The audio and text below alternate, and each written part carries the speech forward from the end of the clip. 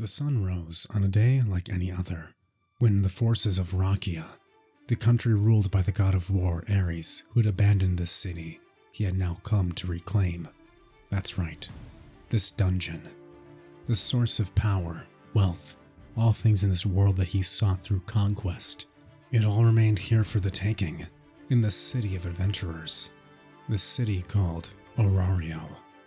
With the announcement of the sixth declaration of war between Rakia and the city of Aario, not even the god of war himself was prepared for the amount of bloodshed he was about to witness. One single adventurer, at a level 4 at that, was capable of wiping out an entire battalion of soldiers. It was thus to be expected that his massive army of those without a Falna would be nothing in comparison to the adventurers who had gained experience in this dungeon, this experience being transferred into power through the divine. And yet, it was not adventurers who expounded forth from the gate of Aario when his horn bellowed, declaring the start of the day's fight. No. Instead, pitch-black soldiers appeared, ripping out of the gates, but that wasn't the end. To Ares' horror, he'd watch as monsters would pool out of the gates. These are the monsters from inside Arario's dungeon. Why are they attacking us? He'd only be able to question. Alongside them, the Loki Familia adventurers would bellow as they cheer, now pushing forward with their vanguard. But no, the limits of his fear had not yet come. That was until his eyes gazed upward, looking toward the one being he had ever gazed upon in the eons of his existence. A person who, as his eyes laid upon him, bore fear into the god of war. Ares could only feel a shiver down his spine. He was across the entire battlefield, and yet his crimson-red eyes bored into Ares. And with that, the battle went by quickly. Ares' scouts watched from afar, observing no other adventurers aside from this white-haired man who sat atop the walls of Aario. And he was apparently drinking alcohol? They couldn't tell, but it was a rather fanciful bottle, and he continuously seemed to sip it while these monsters ripped through Rakia's armies. It was truly horrific. Within a matter of days, Ares was forced to submit, the sixth invasion of Rakia having ended even quicker than it had begun. The spoils of this war could all be attested to the strength of one man. "Belle!" Lily would call out. Steam would open to the hallway as the white-haired man would walk out, a white towel around his shoulders, his bare chest and abdomen out, only wearing a towel around his waist. He turned to the right, pulling the towel from his shoulder as he wipes the sweat from the steam bath off his forehead. Lily? Did something good happen? What's up?" Belle would turn, opening the door, as Lily's face would turn a beet red. Behind Lily Ruka would be a young woman. She had the appearance of an elf, but with dark purple hair and red tattoo markings that made her stand out among other elves. "Oh, Esil, Lily, what were you guys doing together?" Esil would look her eyes up toward Belle. As she began moving her mouth, Lily would be impressed, saying, She's doing it! Look, isn't that great?" Belle would hear her muttering the words, "Apple. Apple. Yeah, that's great, guys. It seems the system's auto-translating everything for me. I guess Lily's been really working on her speech skills, huh? So, can you guys actually understand each other, or what's the deal?"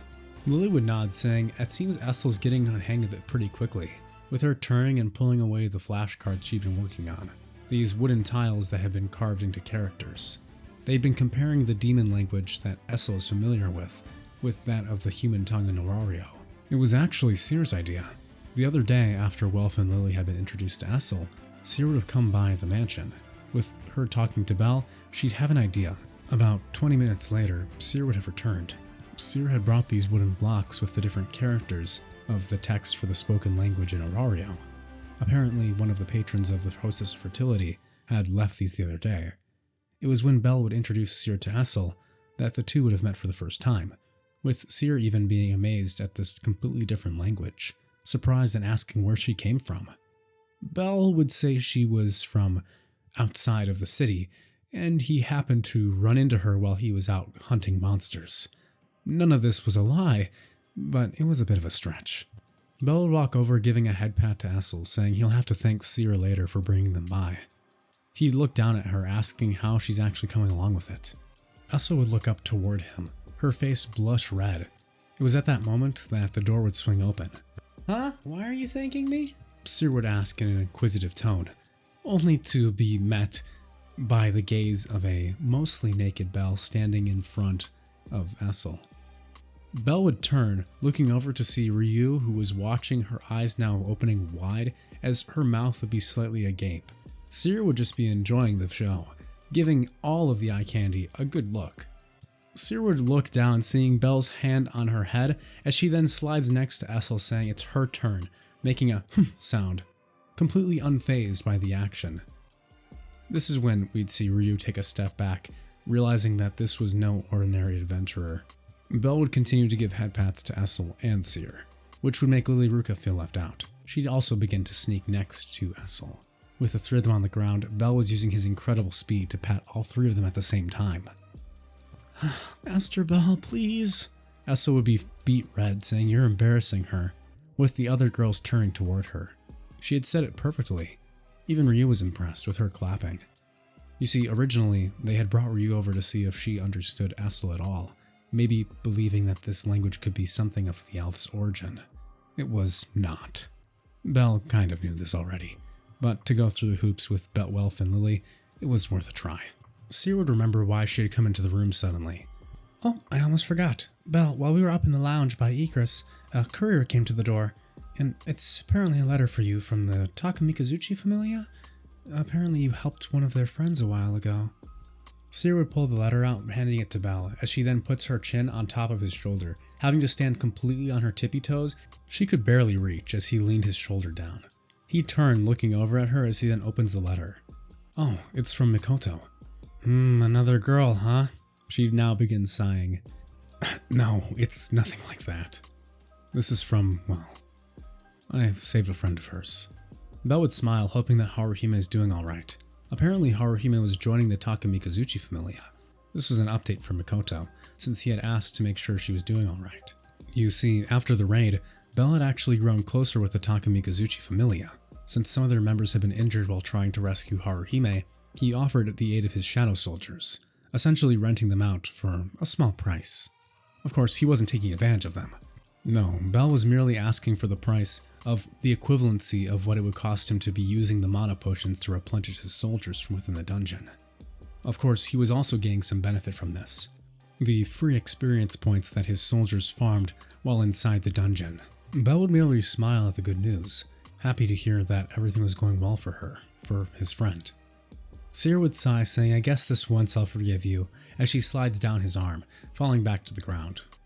It was at this point that Esil brought herself up, saying that she actually would like some combat training as well, looking up to Belle. Belle would nod, calling for Igris in his mind. Igris. With that, Esil would retrieve her sword from Wealth, who had been outside, and would proceed to begin practicing with Igris, the two of them practicing their swordsmanship. The time had flown by. It had already been 3 weeks, and it was something Belle was beginning to feel guilty about, actually. He had been hoping to find a natural time for him to take Esil back inside the Demon King's castle, to return her back to her father, and, of course, for him to take down the Demon King once and for all. But it seemed things kept getting more busy. With this whole Rakia nonsense from last week he had to take down, he was practically working off the clock non-stop, and Esil said she was enjoying learning with Lily Ruka, so he really didn't feel the need to take her home. It was beginning to cause a growth on his conscience. What little of it remained, that is. Aside from the letter from the Takamikazuchi Familia that Seer had brought in, another notice had been given to the Cranel Familia, this one instead from the Guild of Aario. It was a request from Xenos for Belle to meet with one of his assistants. That assistant, of course, being Fels. Belle had actually been putting off this meeting for quite a while, hoping to push it back as far as he could, using the invasion of Rakia as an excuse, even offering the guild to help with his assistance in taking out the army, which was why his familia had gotten involved alongside the Loki familia to begin with.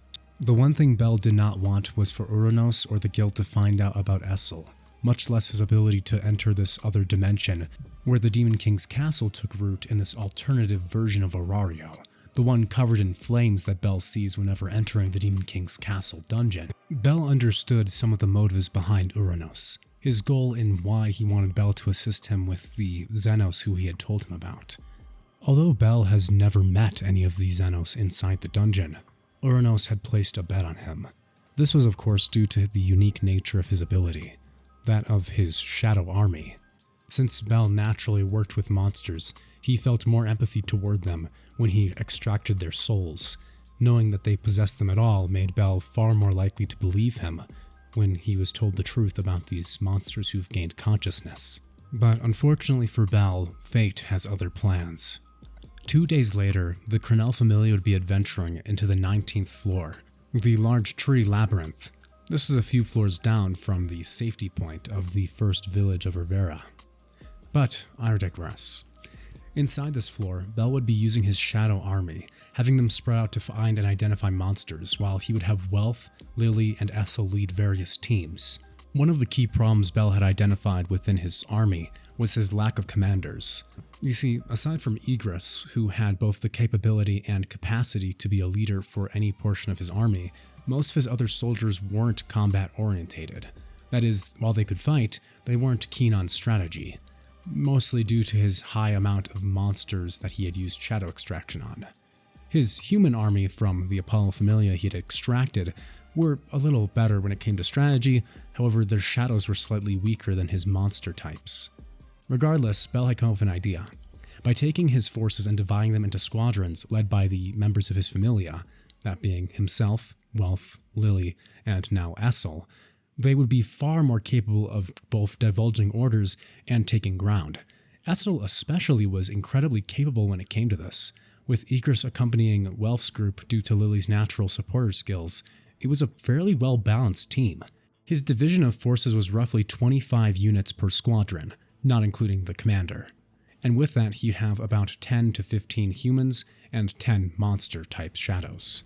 He had put Titan on Lily's team, allowing her to ride atop of him or to be protected by him should she need combat power, giving Igris to Wealth, who would have better leadership skills while Wealth is more capable of defending himself. As for Esil, she was surprisingly strong. From Bell's perspective, she felt relatively weak, but upon seeing her in combat with monsters within Aario's dungeon, he was far more impressed. Esil's combat capabilities were around equivalent that of a level 4 adventurer. Ironically, out of his entire Familia, she was apparently the one he needed to worry the least about when it came to physical conflict. Wealth had even crafted new armor for her and a new weapon, since Bell had inadvertently destroyed her two-sided sword when they first fought inside the castle. So, needless to say, when Esil requested a new sword from Bell, Bell would direct her to Wealth, and Wealth would be more than happy to create one for her. The Cranel Familia would be destroying the 19th floor. That is, until Bell would come across a rather peculiar sight. Bell's squad consisted of himself, Vanity, several hellhounds, one of the Minotaurs, and a few of the other Rakia soldiers. It was probably the least combat-focused due to Bell's mere presence, which he understood his role as being the main attacker, while Hyacinthos' shadow, Vanity, served as his support. With that, Bell would be chopping away when they'd come across this peculiar sight. There would be a group of 4 monsters, all of them surrounding this small girl. She'd be crying as she's trying to run away from these monsters who'd be dive-bombing her, trying to attack her. What the hell? Who was irresponsible enough to bring a child inside the dungeon? Fatal strike. Bell would simply vanish, his step appearing at the speed of sound. Bell would rip through the air with Kasaka's Venom Fang and the Night Killer, severing the wings of the beast that had been flying and dive-bombing the small child. He'd hold his arm around her, protecting the young girl, as he'd throw one of his daggers, using Ruler's hand to increase the speed and momentum as it blows through 2 of the other monsters' heads. After that, Vanity would cast his spell, sending a flaming disc as it would sever the monster in 2. Bell would gain some experience, but he wouldn't level up. It was then that he turned down to the small girl who he held in his arms. She was shivering.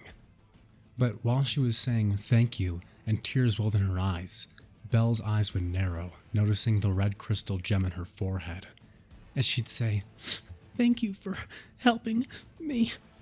It was a Vovier, a type of monster, a rare one, and it was speaking. So this is a Zenos, huh? Damn you, Uranos. Bell would have a soft smile on his face as he then picks up the small girl, easily cradling her in his large arms. He'd ask her if she's okay or knows where she is. With her shaking her head, he'd sigh asking, does she have a name? What should he call her? And once again she'd be confused. Belle would scratch his head with his other arm. Do you have anywhere to go? He'd ask. She'd have tears in her eyes. She then covers them with her arm, with her sharp nails now barely scratching his skin. Due to his high vitality, he wouldn't take any damage. But for a lower adventurer, even this small action probably could have caused blood to be drawn. The girl would sniffle, asking what's a name. As she looks up toward him, he'd smile, saying, it's what you call someone. Like me. My name's Belle. It's nice to meet you.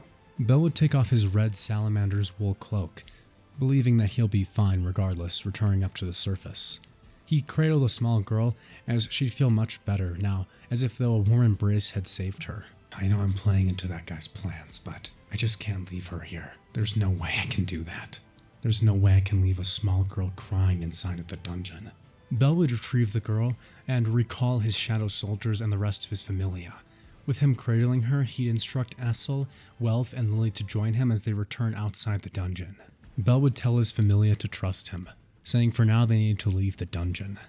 As they approached the surface, Belle would use his stealth skill, the two of them becoming invisible, as he would simply follow behind his trio of his familia exiting the dungeon. Behind Lily would be about 10 of his regular infantry shadow soldiers, all carrying large supporter bags, having packed up all of the monster, now gems, and items they had found during their hunt. As the familia was leaving the dungeon, they'd get some waves from other adventurers, with Wealth and Lily waving back. Esil would feel nervous, wondering why everyone's looking at them. Hey, where's the boss? I didn't see the orphan with them. Maybe he's still in the dungeon. What? All on his own? Why would he go solo like that? Shh! Haven't you seen those summons? He probably has a whole army of them. He took out all of Rakia last week. Wolf would chuckle. Looks like our boss is getting quite the reputation, huh, Lily? Shut it! Esil would ask the both of them. Is it, normal that he always gets so much attention? The two would nod unanimously. Belle would whisper in a hushed voice, saying, enough chit-chat, let's get going. As the familia and his soldiers would head towards the guild, Belle would split off from his group, leaving them to now retrieve their cash for the day from the guild while he returns back to the mansion, finally being able to deactivate stealth so he can replenish his mana. He'd place the small Vouvier girl down. He'd pat the small girl on the head, asking, is there anything you'd like to eat? Belle would summon Egress. In the past couple months since he'd acquired the mansion, one of Egress's favorite pastimes actually had been cooking for the entire group. Aside from when Seer would come, Egress and Seer had a constant rivalry for the kitchen, with both of them now being rivals for Belle's heart through his stomach, whatever that meant. The blue-haired girl would turn, clearly frightened by his appearance. Belle would quickly shake it off, saying, oh no, that's Egress. He's a friend of mine. You don't have to worry. He just, won't take his helmet off, okay? She'd nod, turning the name over and over in her mouth again. Egress, Egress, Belle, Belle. It was like a foreign word for her. Anyway, Egress would get to it, heading to the kitchen as he places his broadsword down, leaning against the wall. Belle would sigh, picking up the sword and placing it on the mantle wall where he'd installed all of his armory stands for his shadow soldiers. He was hoping to ensure that his floor would last longer this time, already having to renovate it twice due to the amount of blade marks that he'd been getting in here. It was starting to irritate him. Anyway, he'd sit down at the table, picking up the small girl and placing her next to him while they'd wait for lunch. Egress would come up with a sandwich that he'd give to Vina before he'd also pat her on the head with his metallic hand, slowly stroking her back and forth. Belle, for some reason, thought this seemed appropriate for Egress. The small Vouvier girl would bite into the sandwich. With her teeth chomping through it happily, you would hear a small multitude of sounds, like or as she continued chomping down. It was clear this was the first actual meal she'd had. Egress would be content. He'd sit down across from Belle at the other end of the table. Belle would point out, saying, you know, Egress, you really don't strike me as the kind of guy who'd be good with kids, but I guess I was wrong, huh? Egress would turn to Belle and then to the small girl. Although he didn't have facial expressions, for some reason Belle felt as if though he felt a twinge of sadness from Egress. Maybe this had something to do with him more than Belle had originally thought. He'd put the topic aside for now, saying, Anyway, we're just waiting for the rest of the gang to get here, okay? And then we can discuss where we go from here. Behind him, the door would open, but it wasn't who he had been expecting. He turned, saying, "Wealth, Lily?" But instead it was a silver-haired girl. That's right, it was Seer. She had practically moved into the mansion at this point. Since she had come over so often anyway, Belle felt it was necessary to give her a key. And so she basically lived there now. She turned looking towards the dining table, where she'd spot Belle, Egress, and a small child. She'd walk over before wrapping her arms around Belle from behind, turning to look at the small girl. Her eyes would open wide as Belle would look up to her, waiting to see this reaction. The small Vivier girl would say, "Hello," to Seer's shock. Belle, did you bring something home from the dungeon again?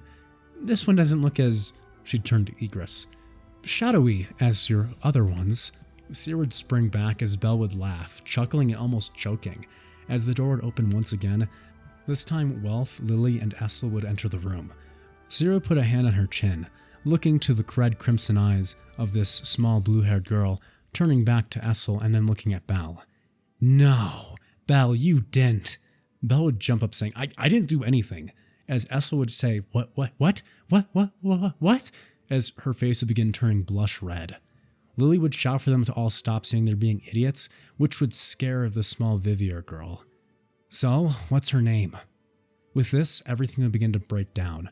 As Seer would take a seat at the Cranel Familia table, Belle would ask her if she'd be quiet about what they're discussing, saying that he has some information to share with everyone. Seer would nod as the entire group now sat, as Belle would begin asking questions to the Vivier girl, asking her what she last remembered, how she got inside the dungeon, and does she know why she's able to talk. Pretty much asking as many questions as he could to understand her situation. She'd recount as much as she could before she began breaking down to tears when she says her last memory. She began breaking to tears saying that whenever she saw humans, she'd feel a deep fear because they kept killing her over and over again. She'd look up towards Belle and then Esil. "But for some reason, when I see you two, neither of you give me that feeling at all." She'd lean over from her chair standing on the table as she then gives a large to Belle. As they were all sitting there, Soma would come down from the upstairs. As he walks down yawning, he'd see the group now chatting. He'd be completely uninterested, stumbling into the kitchen. Egress would turn, shaking his head. It was clear to Belle that Egress wasn't exactly a fan of their resident godly drunk. But anyway, back to the table. The questions would end, with Belle apologizing to her, saying he wasn't meaning to make her upset. She'd smile, saying, "It's okay," as she latches onto Belle's arm, cuddling up to him. Both Seer, Esil, and Lily Ruka would all have a tightening look on their face, with Esil asking if that's really necessary. Seer would nod, agreeing with her, as Lily would just stare in shock. Belle would laugh awkwardly. "Well, before we get to that, I guess it's time I share some of my information. Anything I say here can't leave these walls, alright?" Egress would nod as the other Familia members and Seer would agree. With that, Belle would share the information that Xenos had divulged to him. Prior to the Apollo war game, I'd been summoned to the guild. It was there that I spoke with Xenos. Everyone would lean in, interested in what he was going to say. Well, to get to the point of it, I don't think that this girl is the only one of her kind. I think there's more monsters inside the dungeon with intelligence. According to Xenos, there's a race of these unique monsters who have memories of their former reincarnations. They're being called Zenos. The girl would nod, asking, "Is there more people like me?" Belle would also nod affirmatively, with everyone at the table now thinking inquisitively, how was this even possible? Even Seer would have questions, wondering if that was really the case, then how come no one's ever seen or spoken of any monsters like that before? Belle would put a thumb on his chin, saying, "I'm guessing Xenos has some suppression on this information. I could confidently bet I'm not the only Familia who he's told about this situation. Possibly a larger Familia who's been around in Aario for far longer. That might be one of the reasons. But enough of that. We can decide what to do with that situation later." He turned back. "As for you," as he picked up the small girl, lifting her up, "what should we call you?" And with that, the vote to name Belle's unofficial daughter would begin, as all three of the girls would be throwing themselves into it with different name ideas. Lily would be coming up with grandiose names, such as Lilica, Lily Jr., Bella, all sorts of form. And of course, we'd have the same coming from coming from Esil and Seer. As the three would be debating, it would actually be Welf who'd mumble something, which Igris would poke up his head, looking in his direction. Bell would get interested, wondering what had interested Igris so much. Welf would sigh, saying, what about Vine? As in, the dragon's daughter. I mean, she is a Vivier, but naming her something like Vivi or Ray seems kinda lazy, doesn't it? Bell would nod, saying, yeah, I like it. Let's go with Vine. The girls would be disappointed, but Vine would love it, saying she likes her name, saying it over and over again. Vine, Vine, Vine. She'd get super excited. Belle would laugh as she'd be playing with him. Belle would smile before standing up and placing Vine back in her seat, now putting his hands on her shoulders behind the chair. Welf, I have one more favor to ask of you. Belle would reach down, grabbing her hands, pulling Vine's hands up, while her nails were extremely deadly sharp. He received no scratches. Of course, Belle knew why. He was wearing armor using the system. The B-rank gauntlets he had received from the job change quest protected him from all manners of slicing and sharp damage, such as swords or in this case, fingernails. While Belle seemed completely unaffected by them, he'd point out that if anyone else here, it's possible Vina could accidentally hurt them. Vina would look up, saying, hurt? As she'd be confused. Belle would smile, saying, for now just go with Welf, okay? We're gonna help clean up your fingernails so you don't accidentally scratch anybody, alright? He'd pick up Vina and throw her up on his shoulder. She'd laugh, putting her hands around Belle's head. As the two would walk towards the blacksmithing station, Welf would follow behind them. As they leave the room, Lily would begin to speak with the remainders there, Igris and Seer and Esil. I don't think this is a good idea. She'd turn, looking at the room. Belle's shadow army is one thing, but actual monsters who can talk? I don't know. This is putting us in a dangerous position, and the guild knows it. Ever since Master Bell took down the Apollo Familia, he's been in the spotlight of the city. Seer would nod, agreeing. At this point, it was when Igris would stand. As he then walks over to the chair where Weine sat, he'd place his hand on the top of it, rubbing it slightly. He'd turn, looking at the remaining two girls, as he'd point his blade up towards the mantle. It was the portrait that Bell had commissioned of him, the symbol of his guild, and of what started Bell on this path. Lily would sigh, saying, yeah, Igris, I trust you, it's a little different. Seer would say, it is dangerous for Bell, and for this Familia's reputation. If word of this were to get out, it could cause problems for him. It was Esil who would stand. I think we should protect her. Igris would nod with her, with the two of them having the same feeling, that if Bell wants to protect something, their master, he can do whatever he wishes. He would cut the path forward. There was no need for them to disagree with him. As long as they supported him, he could do whatever he dreamed of. As Esil would voice her opinions, Seer would have a smile on her face, saying, that does sound like him, doesn't it? Well, I'm sure he can accomplish anything too. I believe in him. Let's give Vina a chance. I agree with your logic on your hesitance, Lily. But if you think about it, how many of us has Belle saved? She'd smile, remembering all the times he had come and helped her at the tavern. The love and joy that Belle had brought into her life when she found him, slumped over outside the bar all those months ago. Lily would say, fine, you guys win. Let's give this a shot. But I think it's worth doing some investigating. We can't just take everything the guild says to us at face value. She turned back to Esil and Igris. I think we should plan for another mission tomorrow, going back into the dungeon to investigate some more. Welf, Belle, and Vina would return from the forge. With Vina looking in awe at her rounded fingertips, she'd run over to Seer, patting her hand, saying, look, I can touch you now. Belle would smile, patting her on the head. Belle's eyes would trace up towards Seer. Seer, if you have some time over the next couple of days, would you mind staying and watching over her with me? I have some things I want to check in on before we head back into the dungeon. Following this, we'd have some adorable scenes of Esil and Seer with Vina, taking her into the bath and washing her hair, where she'd be trying to resist them. Esil would begin play fighting with Vina in the bath, to which Seer would say, "Gahum," saying that it's rude for ladies to swim in the bath, before she would then also dive in and begin fighting with the two of them. The girls will be laughing as Lily Ruka walks in, screaming for them all to knock it off. As we see the other side by the men's bath, we'd see Belle, Welf, and Igris just chilling in the hot spring, relaxing as their eyes would be closed, looking up with the steam coming up to the ceiling. Bell would say, this is so peaceful. As his voice would carry upward, Vina would hear him saying, Bell? As she then tries to begin climbing over the wall. Both Seer, Esil, and Lily would be terrified as they try to get her to come down, with Esil climbing up after her, grabbing her and pulling her back down to the bath. She'd cry saying she wants to be by Bell, with Bell saying, huh? As he then stands up saying, no, Vina, it's okay, you can just stay over there. The girls would be even more chatty than before, with them talking about Vina and everything that's been going on in the past couple months. Finally, the day would come. Bell and Esil would head back inside the dungeon, the two of them being supported by Igris and his shadow army, as they begin doing some research to try and find the origin of where Vina came from, and to see if they could discover the other Zenos.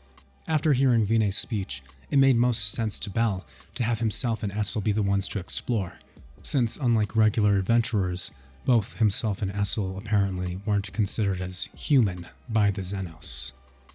I wonder if being a player means I'm not considered as a human or an adventurer. What exactly is the system doing to me? They would be on floor 19, the large tree labyrinth that they had originally encountered Vina on. As they were wandering around, it was at this point that Esil would distract Bell from these thoughts. Master Bell, look! She'd point looking upward as we'd see a flying harpy with beautiful blonde and green hair, her wings soaring through the sky as her eyes would pierce directly through Bell and Esil. She'd fly over quickly. Both of you must be the ones that Fels told us about. We heard you rescued one of our kin here from the dungeon, and... Bell would hold his pointer finger up to his lips, shushing her, as he'd hear rustling from far away with his enhanced senses. He'd look up at her and tell her with a finger to point up to the tree line. As he'd grab Esil, pulling her up into a princess carry, he'd run up the tree higher up into the labyrinth, where most adventurers wouldn't be looking. The harpy would land next to him, as she then finishes her sentence, saying, Wow, you really are good. We heard you rescued one of our kin, a small blue-haired girl, Vivier, right? Do you know where she is? Bell would nod, saying, her name's Vina. We rescued her the other day from here. She was being attacked by monsters. Now, I have a question. How did you hear about me, and who's Fels? At that point, the two begin to converse, as Esil would then notify Bell that more adventurers are coming to this area. Bell would then grit his teeth, saying that they'll talk again soon, as he then says he'll promise to leave someone here with her, as Bell would leave one of his shadow soldiers inside of her shadow. What is that? She'd be asking. Some kind of spell? Bell would nod, whispering, the shadow I just left with you will allow me to find you again. As long as you're with your group of your other Zenos, I'll be able to track and find you guys, okay? I'll bring Vina with some other time. You need to get going. Bell would drop from the tree along with Esil as the two would land back on the ground. The adventurers would be startled, turning and saying, Oh, it's the orphan and a new party member. Oh, you must be an elf. And she's cute too. Bell would hold a hand out saying, Please don't speak to my party member like that. Anyway, Esil, let's get going. He'd turn back saying, She's a little shy. With that, Bell would exit the dungeon with Esil at his side, the other adventurers already moving on to the next floor, seeing as if the orphan was there, most of the monsters were probably cleared out from this floor already. That's just how the Cranel Familia rolls. As Bell was exiting the dungeon, someone would quickly approach him. A man in a strange tracksuit-like outfit. It would be black, his hair would be dark blue, and his eyes would be sunken. He'd have a wicked glare in them. Bell could sense his bloodlust from a mile away. Bell would shift, positioning himself in front of Esil, as the man would approach him, saying, So you must be the orphan everyone's talking about. The leader of the Cranel Familia. I just had a quick question for you. Just do me a short favor, from one Familia leader to another. Surely you understand. Some of my boys were down in the dungeon the other day, and they were hunting this blue Vivier. Quite the rare monster. You ever see one? Has a red gemstone in its head. Have you ever, perhaps, taken one for a stroll, Master Cranel? Bell's lips wouldn't move as his eyes would narrow down on him. This god, who is he? At that moment, this is when Hermes would arrive. If it isn't my friend Bell. Oh, and my other good friend, Ikalos. How's it going, guys? You guys are having a chat or are we going to grab some drinks? Bell would turn his head away, saying, Oh, Hermes, it's you. Nothing, he was just leaving. I'm quite tired from my adventure inside the dungeon today. Come on, Esil, let's go. Damn it, Hermes. But you know, not getting an answer might as well be an answer after all. As Belle would leave with Esil, Hermes would alert Ikalos, saying there's been rumors going around about your Familia, man. Something about you guys partaking in monster trafficking. Hermes' serious expression would turn back into a smile. But there's no way you'd ever do that. Why would my good friend Ikalos ever involve himself with some dirty monster trafficking? He patted his friend on the back. Ikalos would turn, gritting his teeth, saying that he's done for the day. He's getting tired and he's got to update his fauna for his Familia. Surely you should get back to work doing the same, Hermes, rather than go and drinking your brains out. Hermes would laugh. Well, if I can't enjoy women and alcohol, what am I really living for? What's the point of eternity without a little fun, huh? As Ikalos left, his fun and jovial expression and demeanor would disappear. As beside him, Asfi would appear, removing her mask as her invisibility stealth spell would dissipate. What do you think, Asfi? I think our divine god Ikalos is full of crap. I couldn't have said it any better myself. Meanwhile, as Belle and Esil were returning back to the mansion, they'd hear a commotion in the street. Day was turning to night, but it was far too early for any adventurers to be getting into bar fights. What could that ruckus be? As Belle and Esil would be approaching the sound while heading back toward the mansion, they'd clearly hear it. Kill the monster! Several hours ago. We see Vina outside playing in the grass with Seer watching over her, telling her to come back to the blanket, now motioning for her to come eat lunch with her. As Vina was laying her head on Seer's lap, she put her hand up toward the sky. Seer would pat her head gently, wondering if this would be like if her and Belle were to, well, she'd blush, putting both of her hands covering her face, as we'd hear Lily and Wealth in the background, discussing what they're going to do with the Vina situation. I hope Belle and Esil find them soon. The longer we have her here, the more danger we're putting the Familia in. Unknown to Lily, of course, Vina could hear everything.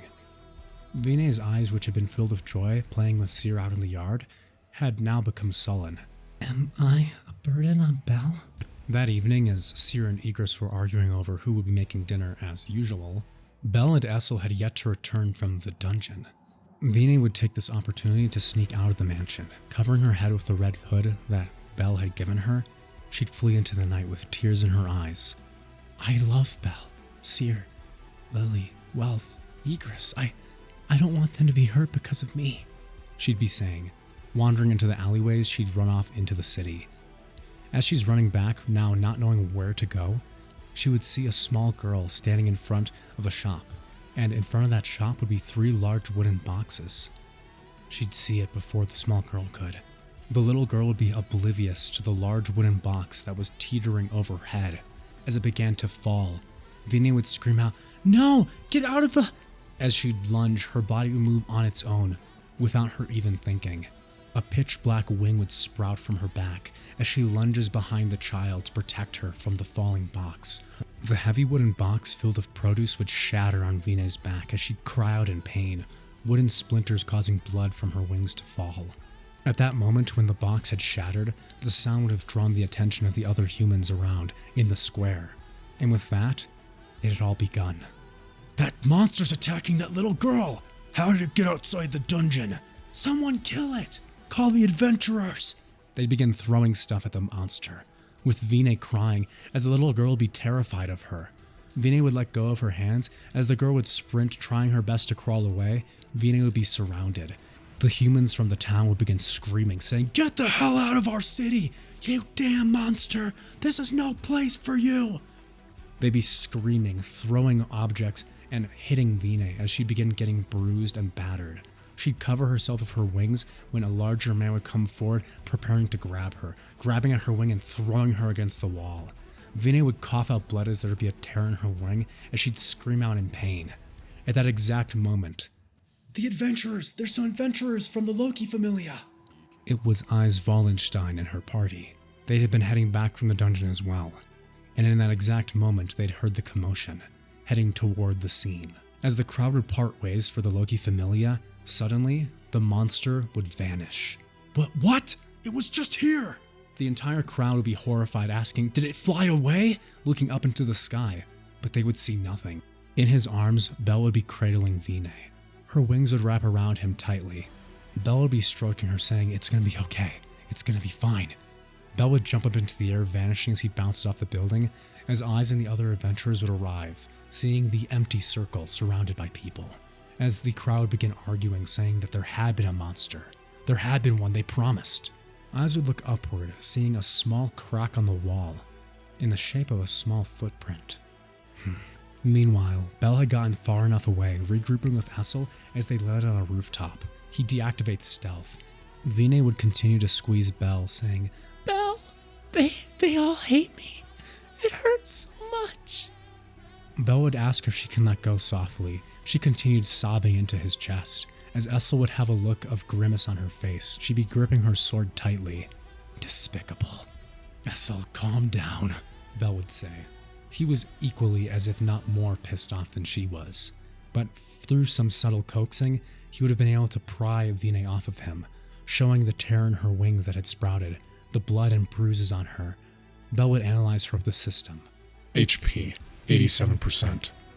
Belle would sigh in relief. Shop.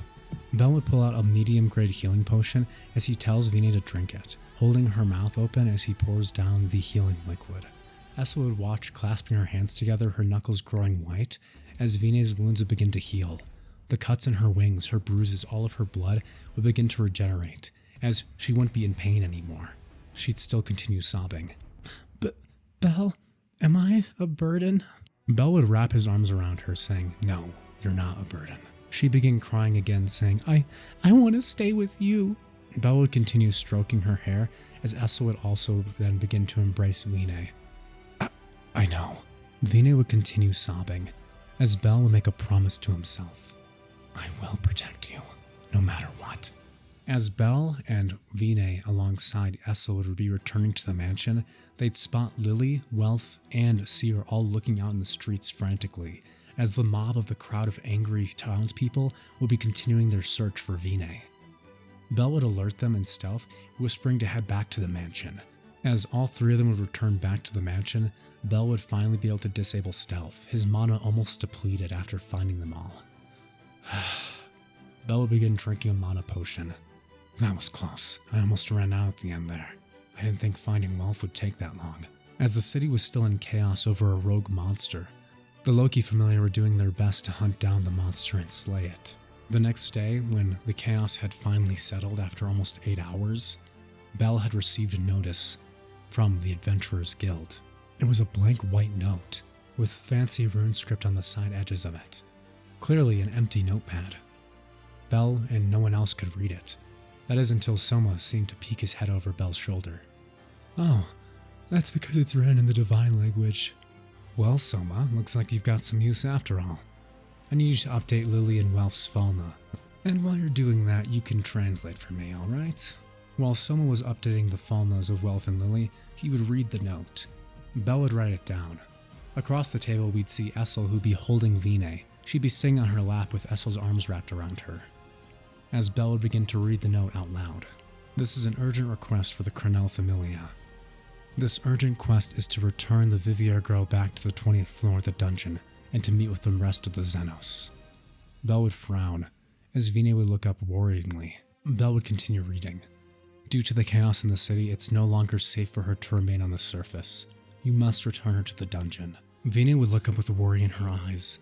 Belle would turn to her and the rest of the Familia, as Belle would ask the question, "What's the next step from here?" Everyone would sit at the table as they begin to discuss. Belle would clearly and point blank ask Vina, "What is it you want to do? And be honest, say it." Vina would sniffle as Esil would encourage her. I want to stay with Belle and everyone else. I don't want to go back." Belle would nod, turning to the others, as their eyes would steal with determination. Belle would smile. "Well, that's fine with me. But before you make a decision, I think it's worth seeing what the other Zenos are like. Wouldn't you like to meet more people like yourself, Vina?" Vina would look nervous, clutching onto Esil, as Belle would reiterate, saying, "I won't leave you there.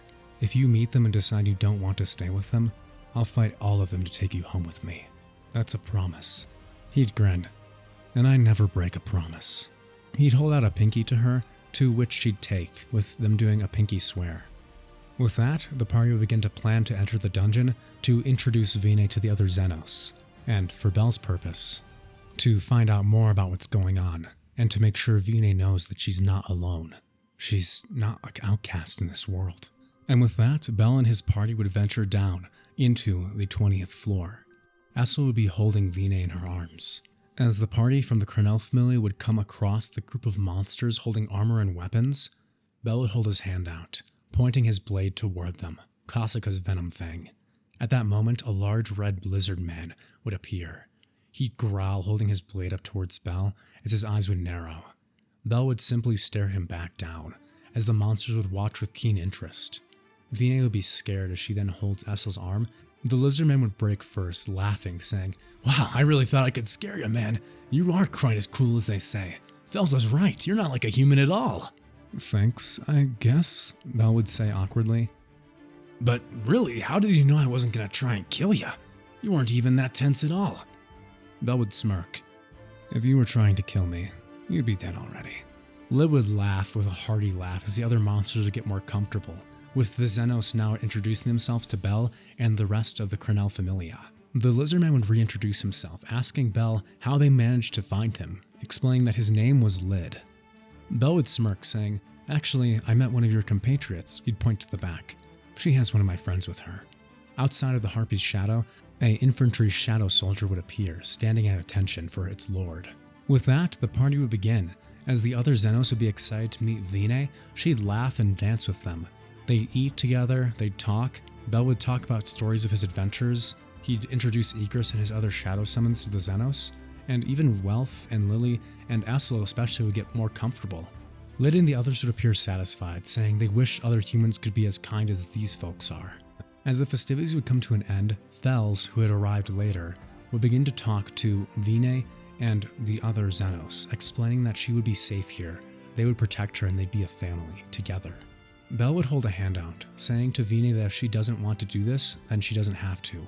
He'd let her talk alone with Fels, saying he'll be back. As Vina would reach her hand out, Belle would touch her finger with his, saying to remember their promise. She can decide what she wants to do. She'd turn looking back to Fels as their discussion would begin about her fate and the future of what she wanted to do. Meanwhile, Belle would turn back to Lido as the two would have a sparring session, Lid asking to have a friendly competition with him, saying he's never met an adventurer who has such an aura as Belle does. Belle would grin. "Fine by me, but I won't be using any weapons. You can use whatever you'd like." "Oh, giving me a handicap already, huh? So generous." Belchi, I already like you way better than that other guy." That other guy?" "Yeah, he's always down in the dungeon training. I'm sure you'll meet him sometime. He's kind of a problem." The harpy would chuckle, saying just because he'd been beaten by him doesn't mean. Lido would scream, saying, "That's not why," as he turned back to Belle, saying, "Let's proceed." Belle would get the countdown from Lily as the fight would commence. Lido would run forward, swinging his tail and his other arm with a sword, as he attacked Belle from 2 points. Belle would dodge backward, his head now leaning all the way to the ground as he'd kick with his other foot, kicking the sword out of Lid's hand. With just a few more seconds, he would have pinned Lid to the ground, with all of his limbs being restrained. Lid would cough out, saying, I give up, man," as Belle would laugh, saying, "Hey, that was a good fight." He'd give him a fist bump. Lid would chuckle, saying, "You could destroy me if you were actually trying. It was like you were playing with me. But thanks, I guess." Belle would say it's impressive he can tell. Belle was trying his best not to show him he was holding back. "Even though you were going so easy on me, I could still feel my hands and knees shaking." He looked down. They were still shaking. "Just facing you in battle has, well, my instincts going wild. And if there's one thing I've learned by fighting monsters and adventurers, it's to always trust your instincts." Belle would pat him on the shoulder, saying, "Well, they did a good job. But I wasn't going to hurt you. I promise." Just like in the original, Vina, after talking with Fels, would have come to a decision, believing that she doesn't want to be a burden for Belle or his Familia. She's grown so close with them, and from here on out, it was her goal to make it so that the other humans, like the ones who had attacked her on the surface, would see her as for more. She'd give a big grin to Belle, saying she wants to be together with him one day, up in the sun, and to go shopping in town with big sis Esil and Seer, and everyone. Belle would have a smile on his face. "Well, then I guess we'll both have to work pretty hard, huh?" He put his hand down on her, patting her once more. As she gave him a firm hug, there were other Familia members, including Esil, beginning to tear up. Bell, within these last moments, would transfer the infantry soldier he had placed in the Harpy's shadow into Vine's. Vine, he'd wipe her tears she had been trying to hold back. If you're in trouble and you need me, call out my name and come hell or high water, I will come for you. Do you understand? Vina would nod, as Bell would have a huge smile on his face. Good then. Well, it's nice been getting to meet you all, but we should be heading back. I'll try to look out for you guys as I'm clearing the dungeon. If you guys continue to wear armor, that'd probably be for the best. My shadow soldiers aren't as forgiving as I am. Igris and the other shadow soldiers would turn away awkwardly, with the Zenos beginning to chuckle and laugh. Bell would say that he'll keep an eye out for them from now on. He would reach his hand out toward the red lizard man, Lid, and once again shake his hand, saying it's been a pleasure meeting you. And if we come across each other again, I hope I can call you my friend. Bell and the rest of the Cranel Familia would return to the surface. As they are, Esil would turn to Bell, saying she's going to miss Vina so much.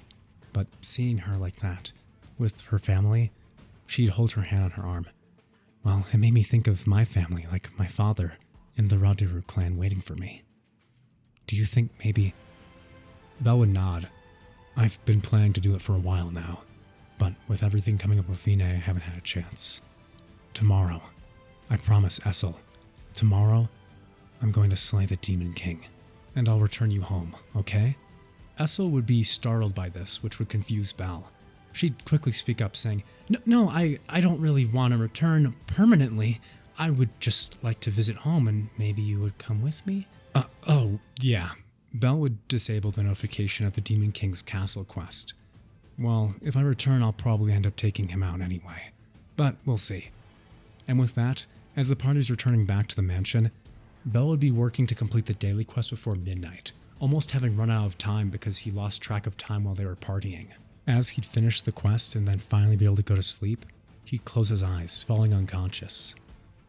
Back deep inside the dungeon, the group of the Zenos had begun to move, with more adventurers now getting closer to their home base. The Harpy who had originally talked with Bell and Vina would be in the same party. With that group moving deeper into the dungeon, something would ambush them. It was the Ikalos Familia. They'd attack, cutting down their friends, as Vina would cry out, screaming for Bell. Bell! His shadow soldier would jump of her shadow, as Bell would sit up in bed startled as he feels himself awaken, his shadow soldier's emotions penetrating back into him, alerting danger for Vina. But Bell was too far from the dungeon, and they were too deep. As his shadow soldier was cut down, Bell would lose contact with it, as he would be unable to regenerate the soldier due to the distance and his magic power being too far away. Damn it! Bell would throw off the covers as he runs through the mansion, screaming for everyone to get up, saying they've got to go to the dungeon now, as the Cranel Familia would be prepared to storm the dungeon to find Ikalos' Familia and rescue Vina. And with that, that is a wrap too. What if Bell Cranel had the system from Soul Leveling level 8? If you guys enjoyed this part and want to see the next part of this story going forward, make sure to hit that red button and turn it from subscribed to subscribed. Maybe hit that cool little bell down there too, because you love Bell so much since you've gone to this far already. Might as well stick around for some more. Anyway, it's been great, and I'll see you guys in level 9. Ciao.